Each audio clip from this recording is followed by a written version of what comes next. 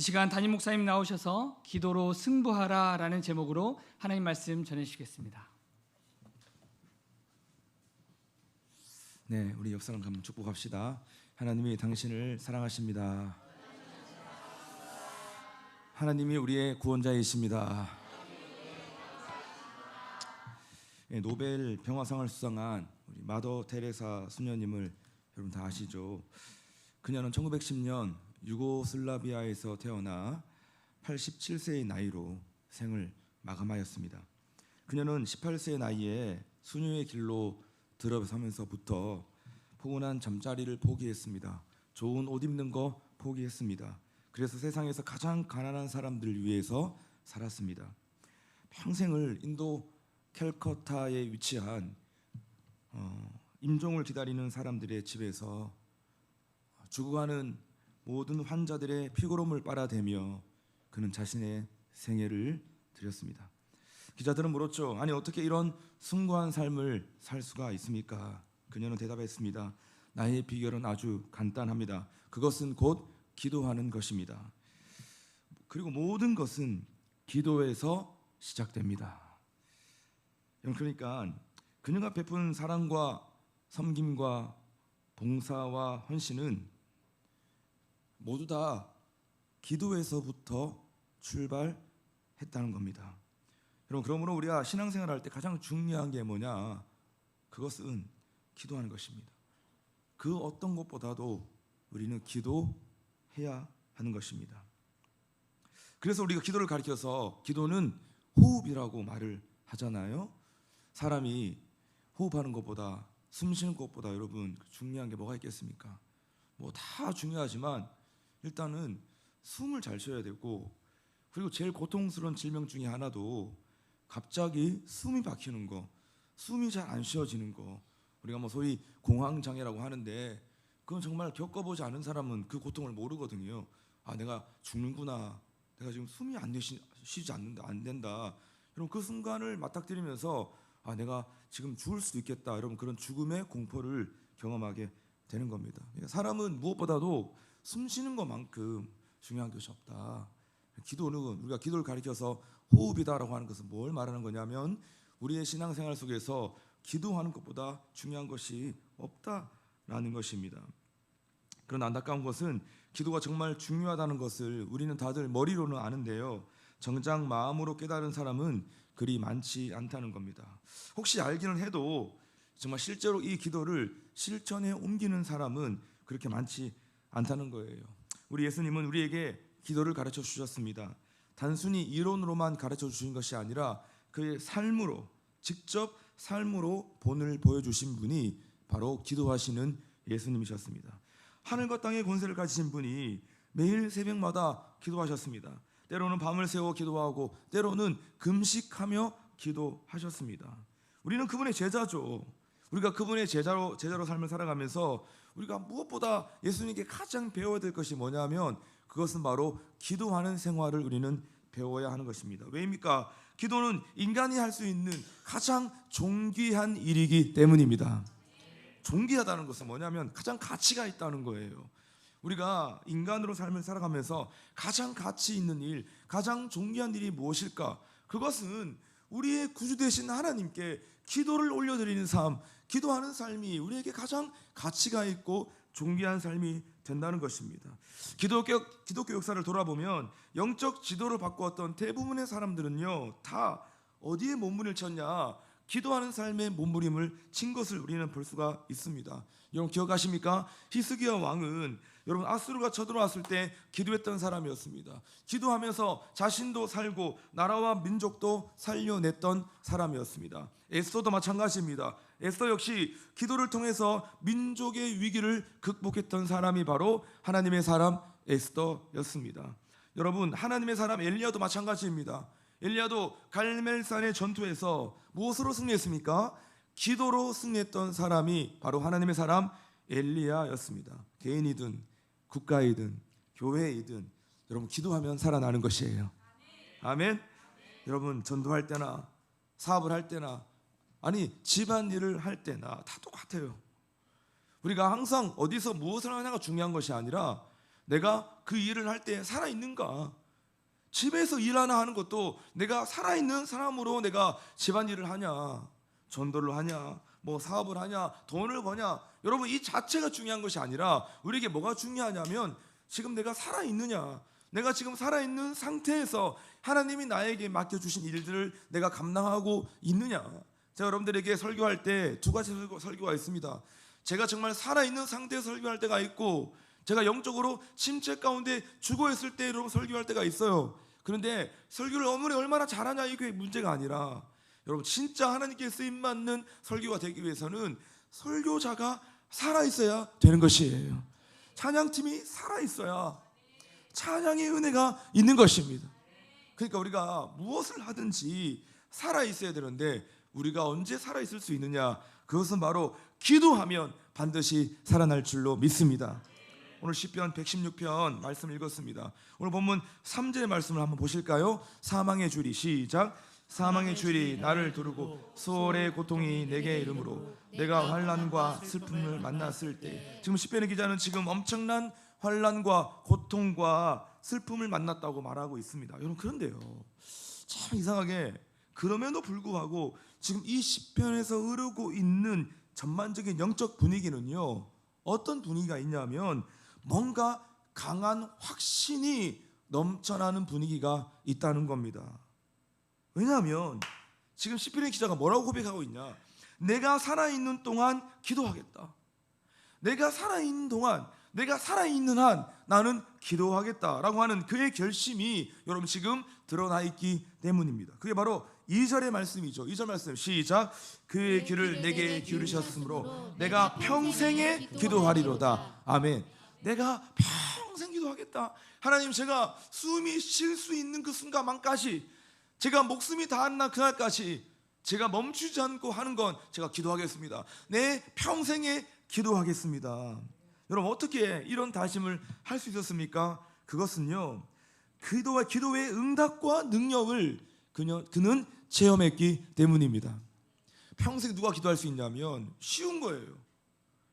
진짜 이 기도의 능력과 기도의 응답을 체험한 사람이 주야로 기도할 수 있고 평생 기도할 수가 있는 겁니다. 기도할 때 하나님 나에게 찾아와 주시고, 기도할 때 주님은 나에게 응답해 주시고 은혜를 베풀어 주시니 나는 평생 하나님과 관계를 맺고 살겠습니다. 지금 이 의지를 시편 기자는 표명을 한 거예요. 사랑하는 여러분, 우리도 마찬가지 아니겠습니까? 우리가 진짜 이 기도의 응답을 경험하고 이 기도의 체험을 우리가 했다면 여러분, 그 인생 항상 눈 감고 두 손 모으고 주 앞에 기도합니다. 안 좋은 일 있을 때나 어려운 일 있을 때 여러분 낙심하는 게 아니라 기도의 삶의 자리 가운데로 나아가는 거예요. 좋은 일이 생겼습니까? 좋은 일이 생겼어. 그냥 고기 먹고 끝나는 게 아니라 여러분 그 순간도 하나님 앞에 기도하면서 감사하는 거예요. 내가 기도하면 하나님이 은혜를 주시고 능력을 주시고 응답해 주신다라고 하는 이 경험.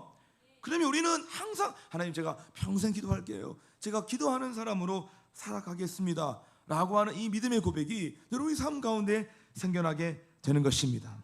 여러분, 그래서 기도는 응답의 맛을 봐야 되는 거예요. 같이 해볼까요? 기도는 응답의 맛을 봐야 한다. 그래 우리는 평생 기도할 수가 있다는 겁니다. 자, 그렇다면 우리는 왜 기도를 해야 되냐는 거예요. 오늘 여러분과 좀 살펴보고 싶은 것은, 우리는 도대체 왜 평생 기도하며 살아가야 되냐는 것이에요. 첫째로 우리는 다 연약하기 때문에 기도해야 하는 것입니다. 기도하면 하나님이 도와주신다고 했잖아요. 눈을 들어 산을 보아라, 나의 도움 어디서 오나, 천지 지으신 너를 만드신 여호와께로다. 아멘. 여러분, 우리의 도움이 어디서 옵니까? 하나님에게로부터 우리의 도움이 오는 거예요. 연약한 인생, 우리가 주님께 기도하면 하나님이 날마다 도와주신다고 말씀하셨기 때문에 우리는 평생 기도하며 살아가야 되는 것입니다. 고린도후서 4장 7절의 말씀 보면요, 인생을 가리켜서 뭐라고 표현하고 있냐면, 인생을 가리켜서 질그릇이라고 표현을 했습니다. 여러분, 질그릇이 뭐죠? 질그릇은요, 깨어지기 쉬운 그릇을 말하는 거예요. 성경에서 말하고 있는 이 질그릇은 깨지기 쉬운 연약한 그릇이다. 그것을 가리켜서 우리의 인생을 가리켜서 너희는 질그릇과 같다라고 말을 했습니다. 그러니까 길도 모르고 뭐가 좋은 건지 뭐가 안 좋은 건지도 우리는 사실 잘 몰라요. 우리가 알 수 있는 것 또한 우리가 할 수 있는 것이 별로 없다는 생각이 듭니다. 우리는 막 자신감 넘치게 야, 나 잘할 수 있어 막 큰소리 빵빵 치면서 하는데 우리가 조금만 정자리고 나를 보면요, 별로 내가 할 수 있는 것이 없습니다. 나는 내가 잘할 수 있는 사람이라고 생각했는데 정말 뭐가 뭔지도 잘 모른 채 그냥 하루하루 삶을 살다 보니까 30년, 40년 이 시간이 흘러버린 것입니다. 여러분, 그러니까 이렇게 연약한 인생이 어떻게 기도 없이 삶을 살 수가 있냐는 거예요. 도대체 무슨 자신감으로 기도하지 않고 우리가 이 연약한 삶을 우리가 살아갈 수가 있냐는 거예요. 여기서 오스왈드 스미스라고 하는 분은 이런 말을 했습니다. 우리가 일할 때는 모든 것이 나에게 달린 것처럼 일을 하고 우리가 기도할 때에는 모든 것이 하나님께 달린 것처럼 우리는 기도해야 한다라고 말을 했던 겁니다. 이 뭘 말하는 거죠? 내가 일을 할 때, 내가 뭔가 순종할 때는 최선을 다해 순종해야 한다는 거예요. 뭐 일은 내가 하는 거잖아요. 업무를 내가 봐야 되는 거잖아요. 근데 그때 뭐 하나님, 제가 일하기 싫어요, 좀 도와주세요, 이런 말 하지 말라는 겁니다. 내가 일을 할 때는 이 모든 일이 지금 나에게 달린 것처럼 최선을 다해 일을 하고, 근데 우리가 주님 바라보고 기도할 때 그때 뭐 내 능력, 내가 잘하는 거 떠올리지 말고 그때는 하나님, 모든 것이 하나님께 달린 것처럼 우리는 전심으로 기도해야 한다라고 말을 하는 것입니다. 여러분, 데일 카네기라는 사람 있잖아요. 유명한 사람이잖아요. 여러분, 그는 평생 100권에 가까운 책을 저술할 만큼, 여러분, 그는 그의 영성은요 세계적인 사람이었습니다. 여러분, 그런데 그는 아버지가 일찍 여의었습니다. 아버지를 일찍 여의고 홀어머니 밑에서 그는 자라갔던 사람인데 그의 가정 환경은 매우 가난했다고 합니다. 빵 몇 조각으로 하루에 3끼를 먹고 버텨야 할 만큼 그의 가정은 정말 가난한 가정이었다고 말을 해요. 여러분, 그런데 그가 잠을 잘 때면요, 어머니가 항상 들어와가지고 이렇게 말씀하셨다고 합니다. 가네기야, 하나님 너를 돌봐주신다. 가네기야, 하나님이 너를 돌봐주신다. 하나님이 너를 돌봐주신다. 하나님이 너를 돌봐주신다. 귀에 딱 시가 않도록 거의 뭐 매일 밤마다 엄마에게 가스라이팅을 당한 거예요. 귀에 닥지가 않도록 몇 번이고 이 말을 매일마다 반복했다는 거예요. 하나님이 너를 도와주신다. 그리고 어머니의 기도 소리를 들으면서 그는 늘 잠에 들었다고 합니다. 여러분, 이 가르침 때문에 카네기는 어려움을 만날 때마다 항상 기도함으로 하나님의 도우심을 구했다고 해요. 그래서 많은 이들에게 선한 영향력을 끼치는 그러한 인생이 되었다. 그것이 바로 자신의 간증이고 자기의 고백에 관한 내용이었던 것입니다. 사랑하는 여러분, 우리는 태생적으로 깨어지기 쉬운 연약한 그릇입니다. 그러므로 우리는 기도로 승부를 걸어야 될 줄로 믿습니다. 기도 안 하면 늘 깨집니다. 기도 안 하면 날마다 무너져요. 잘 가다가도 내 삶에 기도의 생활이 멈췄다, 여러분, 그 사람은 인생 박살나는 거예요. 그의 모든 믿음, 영성, 자기가 하고 있는 일 또한 다 엉망으로 만드는 그 주범이 뭐냐 하면 기도하지 않고 자기의 뜻대로, 자기의 생각대로, 자기의 힘대로, 자기의 능력대로 삶을 뻐기며 살았을 때 반드시 그의 인생은 깨어지고 무너지게 되는 것입니다. 기도함으로 기적 같은 하나님의 돌보심을 경험하는 저와 여러분 될 수 있기를 주의 이름으로 축원합니다. 우리 두 번째, 왜 기도해야 되냐면 그리스도인은 영적인 존재이기 때문에 우리는 기도를 해야 되는 거예요. 연약한 그릇이라서 기도하기도 하지만 더 핵심적인 것은 우리의 존재 자체가 영적인 존재이기 때문에 우리는 기도를 해야 한다는 겁니다. 성도들은 매일 전쟁을 치르며 살아갑니다. 육적으로는 늘 생존 경쟁에 시달리고 영적으로는 늘 사탄과의 싸움에 시달리며 살아갑니다. 그러니까 우리 인생이 얼마나 고됩니까? 육신적으로 맨날 살아남아야 되니까, 생존해야 되니까 생존 경쟁에 시달려 봤습니까, 여러분?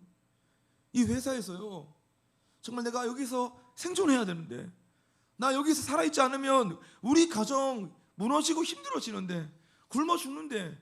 그러니까 여러분, 가정의 아빠들이, 우리 형제들이 회사 가서 생각보다 쉽지가 않아요. 위에서 막 밑에서 치고 올라오죠. 위에서 막 누르죠. 여러분, 거기에 끼어가지고 항상 생존 경쟁에 시달려야 하는, 여러분, 그 싸움 가운데 날마다 있습니다. 뿐만 아니라 영적으로 우리는 항상 뭐만 좀 하려고 그러면 사탄의 공격과 방해를 받잖아요. 항상 내 마음을 엉망으로 만들어버리고, 내 기분과 내 감정을 엉망으로 만들어버리고, 뭐 좀 하려고 그러면 항상 일이 막 꼬이고, 야, 이럴 때마다 포기하고 싶고 그냥 끝내버리고 싶고, 이런 그런 순간들이 하루 이틀이 아닌 것이에요. 전도와 선교에 집중하는 교회는 더더욱 그렇죠. 사탄은 전도한 교회를 싫어한다고 했습니다. 사탄은 복음 전하는 전도자, 세상에서 제일 싫어하고 주 타겟이에요. 그래서 영적 전쟁에 좀 심각하게 휘말리고 싶지 않은 사람들은 전도하지 마세요. 그냥 자신의 인생을 사세요. 야, 나 진짜 영적 전쟁 좀 그만하고 싶다, 별로 싫어. 혹시 그런 분들, 난 좀 편하게 살고 싶다, 혹시 있으십니까? 아, 목사님, 저는요 사실 교회는 다니긴 하지만 저는 좀 누리고 좀 편하게 살고 싶어요. 혹시나 그런 분들 있으면요, 여러분, 절대 복음 전하지 말아야 돼요. 전도하지 말아야 됩니다. 그냥 육적으로 교회만 왔다 갔다 하면서 삶을 살아야 돼요. 근데 우리가 만약에 진짜 복음 들고 산을 넘는 자로 우리가 나아간다면 이건 고된 인생인 것이에요. 양 사박에서 우겨쌈을 당하는 일들이 여러분 우리 인생 가운데 막 일어나게 되는 거예요. 왜 그러냐면 그 영적 전쟁에 관한 삶에 우리가 깊숙이 들어왔기 때문입니다. 고린도서 4장은요, 사도 바울을 통해서 전도자의 기본 자세를 우리가 배울 수가 있는데, 이 전도자의 기본 자세가 뭐냐? 우리가 잘 알고 있는 것처럼 바울이 복음 사역을 감당할 때 상황은요, 그렇게 쉬운 상황이 아니었습니다. 정말 어려운 상황이었어요. 평생 복음의 전도자로 삶을 살아가는 사도 바울의 모든 여정들은 여러분 진짜 피하고 싶은 삶이었고 돌아서고 싶은 여러분 그런 삶이었다는 거예요. 여러분, 그러나 바울은 낙심하지 않았어요. 요동하거나 흔들리지 않았습니다. 아니, 오히려 복음의 메시지를 듣지 못하는 그 모든 세력들의 실체를 들추어냈습니다. 지금 많은 사람들이 복음을 듣지 못하는 건 그 이유가 있다. 그게 뭐냐 하면 지금 복음을 듣지 못하는 세력들이 있다. 그 실체가 있다고 여러분 말씀했던 것이에요. 그게 우리가 맨날 봤던 고린도서 4장 4절의 말씀 아닙니까? 왜 우리 대신자들이 복음을 듣지 못하느냐? 그 이유가 무엇입니까? 시작. 그 중에 이 세상의 신이 믿지 아니하는 자들의 마음을 혼미하게 하여 그리스도의 영광의 복음의 광채가 비치지 못하게 함이니 그리스도는 하나님의 형상이니라. 우리 대신자들이 이 복음의 메시지를 듣지 못하게 하는 가장 큰 세력이 누구냐? 그것은 바로 세상의 신 사탄 마귀라는 거예요. 어둠의 영들이 우리가 품고 있는 대신자들이 복음을 듣지 못하도록, 복음의 광채가 들어가지 못하도록 그것을 지금 가로막고 있다는 겁니다. 그러므로 어떤 경우에도 여러분 우리가 기도가 중단되어서는 안 되는 거예요. 우리가 지금 행축 일주일 앞두고 지금 어디에 가장 집중하고 매신해야 되냐면 기도해야 되는 것이에요. 특세했다고 이제 뭐 기도했으니까 이제 됐겠지, 이게 아니라 지금 끊임없이 태신자들에게 이 복음의 광채가 비치지 못하도록 계속 가로막으려고 하는 악한 영들, 어둠의 세력들이 있기 때문에 우리가 뭐가 중단하면 안 된다? 기도가 중단하면 안 된다는 것입니다. 여러분, 그래서 기도 없이 복음을 전하려고 하는 생각은요, 계란으로 바위를 깨겠다는 거예요. 기도 없이 전도와 선교를 내가 감당하겠다, 내가 선교하는 삶을 살겠다, 기도 없이 선교적인 삶을 살겠다, 여러분 이거 두 가지 중에 하나예요. 정말 바보거나 아니면 뻥이거나. 전 그렇게 봐요. 야, 네가 진짜 선교적 삶을 살고 싶어? 아닌 것 같은데. 정말 만약에 그런 마음이 있다, 그러면 진짜 바보인 거예요. 정말 엉터리인 거예요. 어떻게 기도하지 않고 전도와 선교 삶을 우리가 감당하겠습니까? 이 일은 우리가 할 수 없는 거예요. 왜? 그 중간에 떡하니 가로막고 있어요. 누군가가, 또 다른 세력들이 모든 불신자들의 마음을 가로막고 있고 장악하고 있고 결박하고 있고 복음의 광채가 비치지 못하도록, 들어가지 못하도록 철옹상같이 여러분 지키고 있는 세력이 있다는 겁니다. 여러분, 그렇기 때문에 이것은 사람의 사역도 아니고 인간의 사역도 아니고 우리의 열심과 우리의 노력에 관한 것도 아닌 거예요. 이건 무엇입니까? 영적인 일이기 때문에 우리가 기도를 해야 한다는 것입니다. 사도행전을 보면 사역의 역동성이 다 기도하면서부터 시작되었습니다. 여러분, 오순절 마가의 다락방에 성령의 세례가 임했잖아요. 뭐 할 때 임했습니까? 기도할 때 임한 거예요. 옥문이 열리는 것도 기도할 때 열린 것이고, 마음의 문이 열린 것도 기도할 때 열린 것이고, 기적이 일어난 것도, 치유가 일어난 것도, 전도의 문이 열린 것도 다 뭐 할 때 일어났다? 기도할 때 일어난 것이. 사역의 역동성은 기도해야 생겨나는 것입니다. 우리가 어떤 사역을 할 때마다, 복음사역, 전도사역, 선교사역 할 때마다 우리 공동체는 항상 이 기도를 어떻게 할까, 기도하는 구조를 어떻게 만들어낼까, 이거에 막 엄청 혈안되어 있잖아요. 왜 그런 줄 아세요? 이런 최고의 전략을 저는 알아버렸기 때문입니다.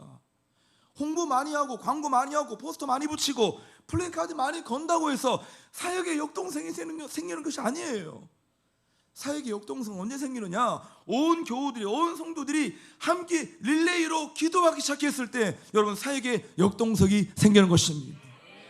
골로새서 4장 3절의 말씀, 이것도 여러분 우리의 삶 속에 늘 암송을 하고 있어야 될 여러분 구절이잖아요. 시작. 또한 우리를 위하여 기도하되 하나님이 전도할 문을 우리에게 열어주사 그리스도의 비밀을 말하게 하시기를 구하라. 내가 이 일 때문에 매임을 당하였노라. 너희가 나를 위해서 기도할 때 어떻게 기도해달라고요? 전도의 문이 열리도록 기도해달라는 것이에요. 바울은 알았던 겁니다. 전도의 문이 언제 열리냐? 기도할 때, 중보 기도가 있을 때, 우리가 이 기도에 집중할 때 전도의 문이 열린다. 그 위대한 전도자가 이것을 알고 있었기 때문인 거예요. 사랑하는 여러분, 지금 우리는 전도의 문을 막 열려고 한가한 힘을 쓰고 있습니다. 미치겠네 진짜 막 이러면서. 근데 여러분, 이 전도의 문, 내 팔힘이 세다고 열리는 게 아닙니다. 전도의 문은 언제 열린다? 기도할 때 열리는 것이에요. 옆 사람 한번 크게 선포하세요. 전도의 문은 기도할 때 열립니다. 기도의 시간이 많으면 많을수록, 기도가 쌓이면 쌓일수록, 기도의 총량이 채워지면 채워질수록 좋은 거예요. 왜냐하면 하나님의 일하심은 기도했을 때, 기도의 총량이 채워졌을 때 더더욱 커지기 때문입니다. 기도하면 하나님 막 일하거든요.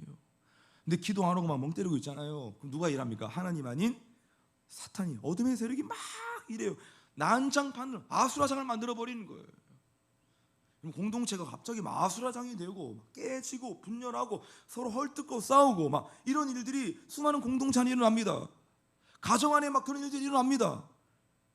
막 사랑하고 지내다가, 신앙이 지내다가 막 죽인다 그러고 막 끝내자 그러고 난리를 쳐요. 여러분, 그 왜 그런 줄 아십니까? 하나님의 일하심이 아니라 어둠의 영들의 일함이 지금 역사가 강하게 드러났기 때문인 거예요. 영에 관한 것입니다. 우리가 한 주간 특세 보면 느꼈잖아요. 특세를 하면서 느끼는 게 뭐냐 하면, 몸은 좀 피곤하고 그런데 영적인 기상도가 너무 새로워집니다. 우리가 특세 기간 날씨 정말 좋았잖아요. 그렇죠? 미세먼지 하나도 없이 청명한 하늘. 여러분, 기도하면 마치 우리의 영적인 날씨가 그렇게 되는 겁니다. 근데 기도 안 하면 막 어두침침하고 막 비 올 것만 같고, 비가 오든지. 근데 비도 안 오는데 막 갑자기 하늘이 깜깜해지고, 여러분 그럴 때 보면 정말 힘들잖아요. 그래서 기도했을 때 영적 기상도가 새로워지기 시작하는 것입니다. 사랑하는 여러분, 모든 문제 해결은 바로 기도에서부터 시작됩니다. 그러니까 문제를 바라본다고 그 문제가 해결되는 것이 아니라 우리가 기도할 때 우리 안에 있는 모든 문제가 해결되어지는 거예요. 여러분, 한 조종사가 비행을 하고 있는데요, 기내에서 쥐가 자꾸 뭔가를 갉아먹는 소리가 막 들리는 거예요. 야, 이거 만약 쥐가 진짜 중요한 케이블이나 아니면 뭔가 조종 장치를 다 갉아먹고 뜯어버릴 경우 이거 큰일 나는 거잖아요. 비행기를 지금 하늘 날고 있는데 아직까지 도착할 시간이 지금 2시간이나 남았고, 그래서 지금 이거 조종사는 대략 난감인 거예요. 그런데 그 순간 조종사는 한 가지의 사실이 떠올랐습니다. 어떤 생각이 떠올랐냐면, 여러분, 쥐는 설치류잖아요. 설치류. 이 설치류인 쥐는요, 땅 밑에서나 땅 위에서는 살 수 있는데 높은 하늘에서는 못 살거든요. 그게 떠오른 거예요. 여러분, 그래서 즉각 고도를 높여가지고 2만 피트 상공까지 막 비행기를 쫙 올렸더니 쥐가 다 죽어버린 겁니다. 이거 실화입니다, 실화. 초창기 이 항공 운항의 개척기 때. 사랑하는 여러분, 지금 우리의 마음을 사정없이 갉아먹고 있고 우리의 심신을 병들게 하는 게 있습니다. 그게 뭐냐 하면 염려입니다. 염려에 빠진다는 것은 내 마음을 사정없이 뭔가가 갉아먹고 있는 거예요. 나의 심신이 막 병드는 거예요. 그래서 그 염려는요, 마치 쥐와 같은 것입니다. 이 쥐는 강박과 우울과 노이로제, 내 삶의 수많은 어떤 병세들을 만들어내는 주범입니다. 그래서 여러분, 염려를 많이 하고 살아가는 사람 치고 말로에 건강한 사람이 없다고 해요.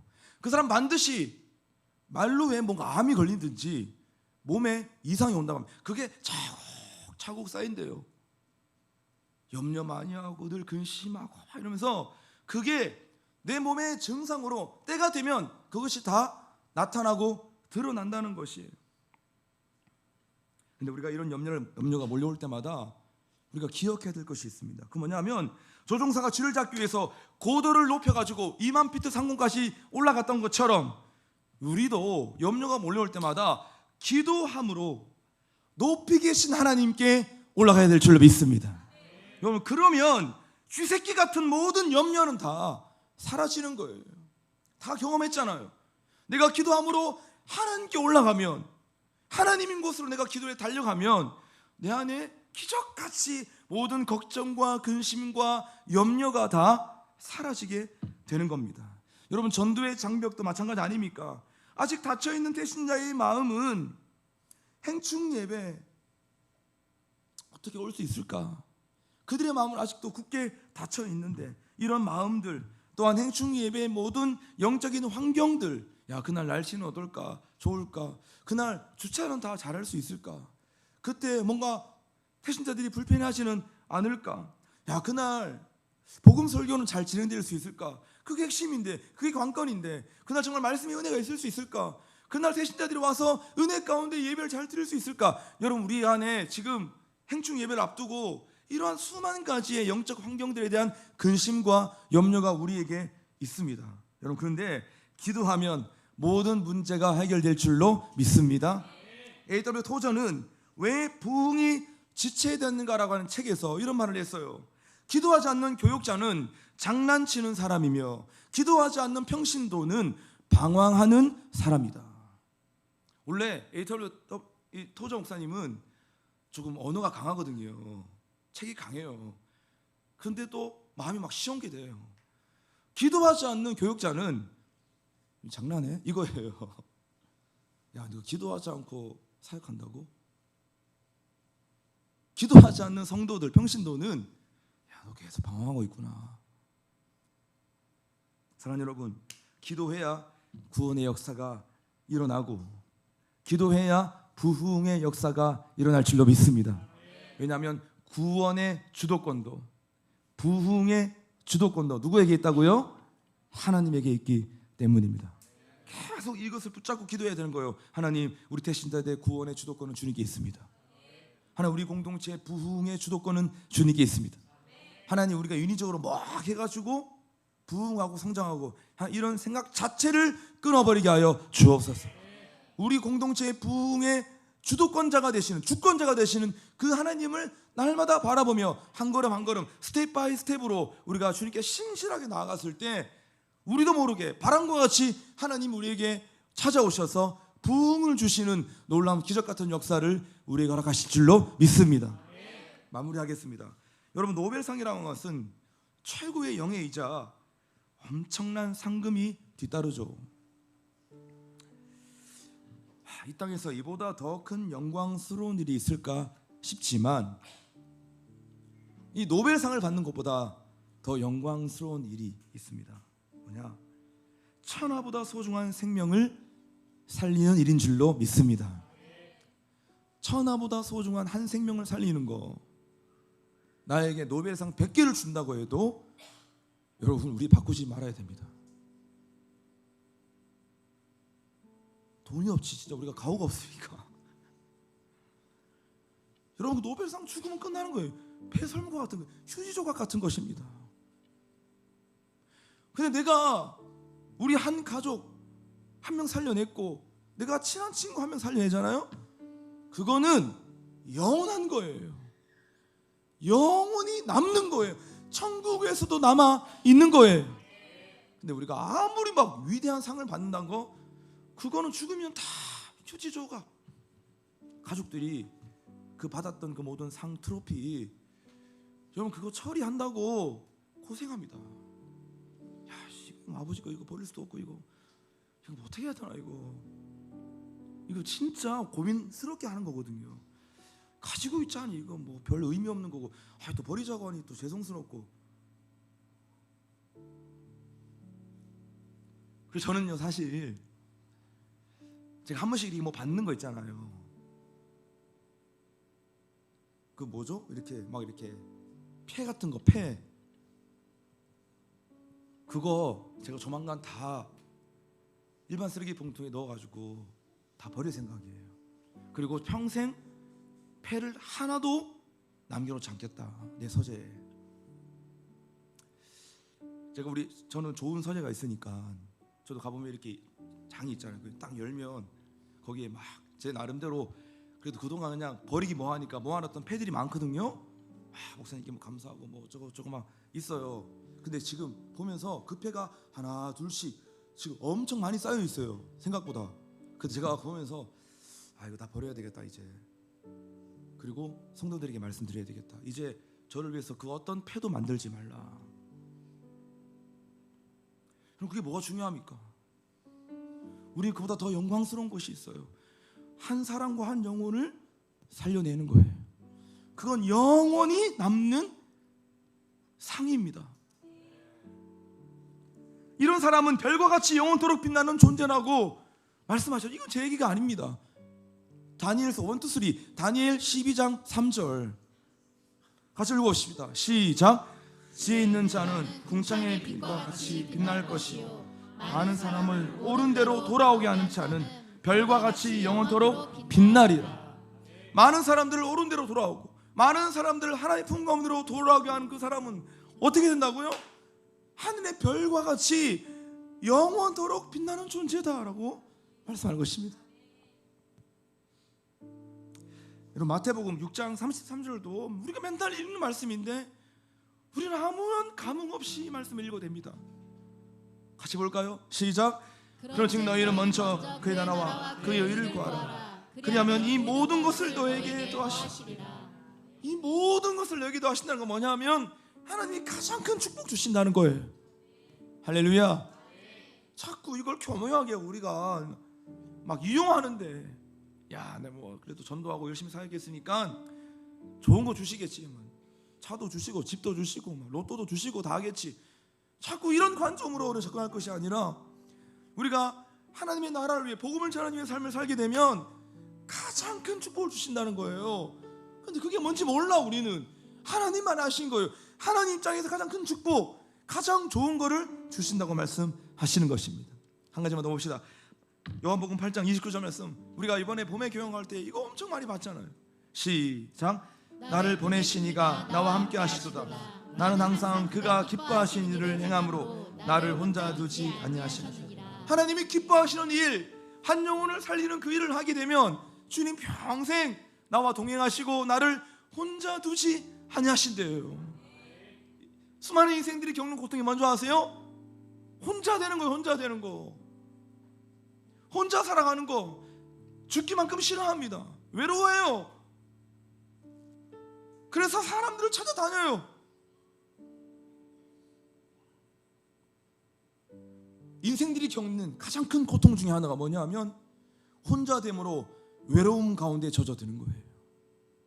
이 외로움이 무서워서 인간이 할 수 있는 모든 것을 다해서 여러분 이 외로움을 채우고 극복하려고 합니다. 헛방이에요. 헛수고. 모든 걸 다 갖다 대보세요. 여러분 그 혼자 있는 고독과 외로움의 고통을 해결할 수 있는지 천만의 말씀. 하나님이 나를 혼자 두지 않고 나와 함께 하실 때 인생의 모든 고통과 괴로움에서부터 벗어날 줄로 믿습니다. 근데 그 일이 언제 일어납니까? 하나님이 기뻐하시는 일을 할 때, 한 영혼을 살려낼 때, 그 가장 큰 은혜와 축복을 우리가 경험하게 된다는 것이. 이번 봄 행축이 7일 남았습니다. 와, 언제 시간이 다 가버렸는지. 사랑하는 여러분, 아직 늦지 않았습니다. 아직도 일도 여기에 관심이 없고 움직이지 않는 분들이 있다고 한다면, 아니 움직이는 신용만 했던 분들이 있다고 한다면 이제 시작하면 됩니다. 일주일은 제가 눈에 얘기하는 건데, 이 일주일은요 우리는 해외 단기 선교도 갈 수 있는 시간입니다. 일주일 준비하면 해외 단기 선교 못 가겠어요? 갈 수 있어요. 충분한 시간이 남아 있습니다. 오늘부터 진짜 골든 타임입니다. 살릴 수 있는 마지막 시간. 이때 건져내면 이 영혼이 살아날 수 있는데, 이때 건져내지 못하고 골든 타임 놓쳐버리면 그 사람은 삐삐 하면서 끝나는 거예요. 전대의 문을 열어달라고 우리가 기도하면서 아직 전달하지 못한 초대장을 이번 한 주간 가슴에 품고 그 영혼에게로 건너가서 우리가 담대하게 주님의 복음을 전파할 수 있는 그 시간 될 수 있기를 주님의 이름으로 축원합니다. 한 가지만, 죄송한데 한 가지만 더 읽고 그냥 기도할게요. 사실 제가 오늘 이 설교를 하고 싶었는데 주님이 계속 기도에 대한 설교를 하라고 말씀하셔가지고 오늘 기도 설교했어요. 근데 원래는 오늘 이 본문으로 설교를 했어야 됐어요. 누가복음 14장 23절 말씀 읽고 마치겠습니다. 21절, 23, 다 21절 시작. 종이 돌아와 주인에게 그대로 고하니 이에 집주인이 노하여 그 종에게 이르되 빨리 시내 거리와 골목으로 나가서 가난한 자들과 몸 불편한 자들과 맹인들과 저는 자들을 데려오라 하니라. 빨리 나가서 데려오라. 잃어버린 자를 찾아 어디든지 가서 빨리 데리고 오라는 겁니다. 이것은요 예수님의 선교적 명령입니다. 그리고 조금 더 강하게 말씀하셨어요. 23절 말씀 시작. 주인이 종에게 이르되 길과 산과 가서 사람을 강권하여 데려다가 내 집을 채워라. 강권해라. 강권해서 내 집을 채워라. 강하게 권하라는 것입니다. 우리 공동체는 이 강권의 가치를 이미 알고 있는 공동체고 배운 공동체입니다. 이것이 막 강제적으로 하라 이런 가치가 아니라 끝까지 포기하지 않고 끝까지 강권해서 한 영혼을 살려내라고 하시는 주님의 말씀이셨습니다. 여러분, 한 영혼을 끝까지 포기하지 말라. 호소하고 설득해라. 계속 두드려라. 우리에게 이제 마지막 남아있는 한 가지의 가치는 예수께서 말씀하신 이 강권의 가치. 행축 7일 남겨놓고 우리가 이 강권의 가치를 날마다 묵상하면서 아직 올까 말까 망설이고 있는 우리 대신자들 다 강권해서 붙잡아서 이 자리에 앉혀 놓으면 주님께서 우리에게 저를 통해서 복음자 설교자를 통해서 또 복음의 메시지를 듣게 하는 놀라운 은혜가 돌아오는 다음 주에 있을 행축 예배 가운데 있게 될 줄로 믿습니다. 아멘. 우리 옆 사람과 크게 한번 축복합시다. 하나님이 하실 것입니다. 네. 주님은 이미 승리하셨습니다.